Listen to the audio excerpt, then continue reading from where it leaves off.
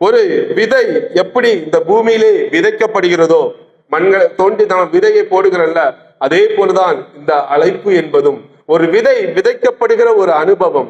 ஒருவேளை அந்த விதை இந்த உலகத்துக்கு தெரியாமல் இருக்கலாம், பூமிக்குள்ளே மறைந்து இருக்கலாம்.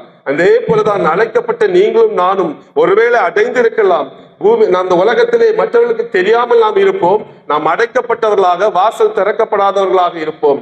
ஒரு நாள் நாம் முளைக்கப்படுவோம், ஒரு நாள் நாம் வளருவோம், ஒரு நாள் கனி கொடுப்போம். அதுதான் அந்த விதையினுடைய ரகசியம். அதே போலதான் அந்த அழைக்கப்பட்ட நாமும் கொஞ்ச நாட்கள் நாம் இந்த உலகத்திலே மற்றவர்களால் சீண்டப்படாதவர்களாக, ஏளனப்படுத்தப்படுகிறவர்களாக, நாம் குடும்பத்தாரால் கூட நாம் ஒருவேளை இப்படிப்பட்ட அவமானங்களை சகிக்கிறவர்களாக இருந்து கொண்டிருக்கலாம். அழைக்கப்பட்ட ஒவ்வொருவருக்கும் இப்படிப்பட்ட அனுபவங்கள் நிச்சயமாக இருக்கும்.